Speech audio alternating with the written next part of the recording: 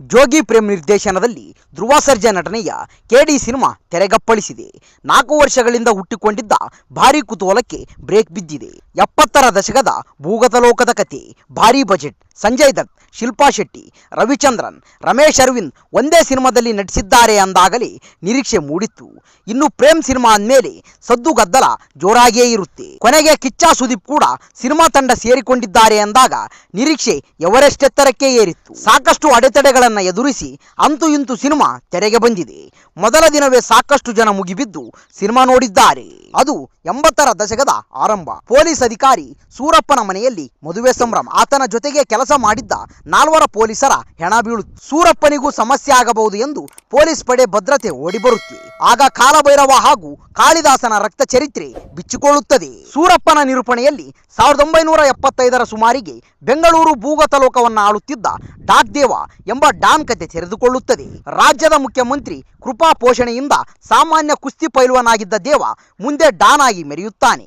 ಪೊಲೀಸರಿಗೆ ಸಿಂಹ ಸ್ವಪ್ನನಾಗಿರುತ್ತಾನೆ. ಅವನ ರಕ್ತ ಹಂಚಿಕೊಂಡ ಕಾಳಿದಾಸ ಅವನ ಅಭಿಮಾನಿಯಾಗಿ ಬಿಟ್ಟಿರುತ್ತಾನೆ. ಆದರೆ ಕೊನೆಗೆ ತಾನು ಆರಾಧಿಸುವ ಡಾಕ್ ದೇವ ವಿರುದ್ಧವೇ ಕಾಳಿ ಸೆಟೆದು ನಿಲ್ತಾನೆ. ರುಂಡಗಳನ್ನು ಚೆಂಡಾಡುತ್ತಾನೆ. ಮುಗ್ಧ ಕಾಳಿದಾಸ ಕೊನೆಗೆ ರುದ್ರತಾಂಡವ ಆಡುವುದು ಏಕೆ? ಅಷ್ಟಕ್ಕೂ ಅದಕ್ಕೆಲ್ಲ ಕಾರಣ ಏನು ಎನ್ನುವುದನ್ನ ತೆರೆ ಮೇಲೆ ನೋಡಬೇಕು. ಮಾಸ್ ಪ್ರೇಕ್ಷಕರ ನಾಡಿಮಿಡಿತ ಅರಿತು ಪ್ರೇಮ್ ಕೆಡಿ ಸಿನಿಮಾ ಕಟ್ಟಿಕೊಟ್ಟಿರುವುದು ಗೊತ್ತಾಗುತ್ತಿದೆ.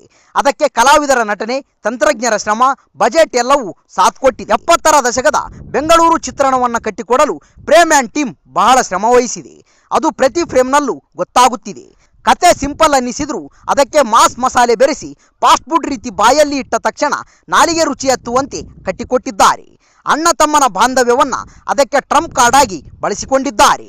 ಯಾವುದೇ ದೃಶ್ಯವನ್ನ ಎಳೆದಾಡದೆ ಬೇಗ ಹೇಳಿ ಮುಗಿಸುವ ಧಾವಂತ ತೋರಿಸಿದ್ದಾರೆ ಪ್ರೇಮ್. ಕಾಳಿದಾಸ ಹಾಗೂ ಮಚ್ಚಲಕ್ಷ್ಮಿ ಲವ್ ಸ್ಟೋರಿಗೂ ಇಲ್ಲಿ ರಾಕೆಟ್ ವೇಗ ಇದೆ. ಎಲ್ಲವೂ ಪಟಪಟನೆ ಮುಗಿದು ಹೋಗುತ್ತದೆ.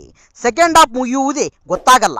ಕಾಲಭೈರವನಾಗಿ ಸುದೀಪ್ ಎಂಟ್ರಿ ಆಯಿತು. ಮುಂದೇನು ಎನ್ನುತ್ತಿದ್ದಂತೆ 2ನೇ ಭಾಗದಲ್ಲಿ ಇನ್ನುಳಿದ ಕತೆ ನೋಡಿ ಎಂದು ಕುತೂಹಲ ಮೂಡಿಸುತ್ತಾರೆ.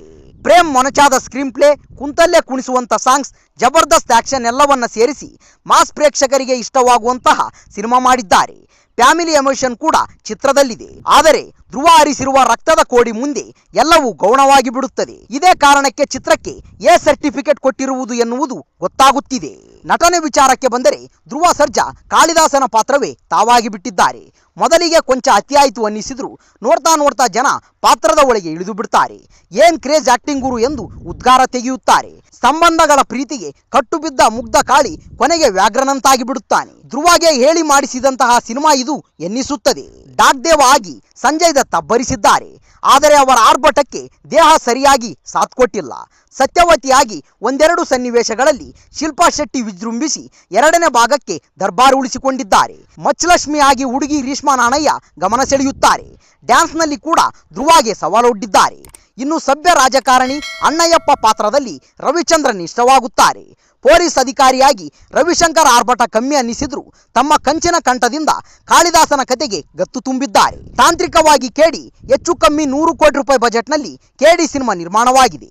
70ರ ದಶಕದ ಬೆಂಗಳೂರನ್ನ ತೆರೆ ಮೇಲೆ ಕಟ್ಟಿಕೊಟ್ಟಿದ್ದಾರೆ. ಪ್ರತಿ ಫ್ರೇಮ್ನಲ್ಲೂ 100 ಜನರನ್ನ ತುಂಬಲಾಗಿದೆ.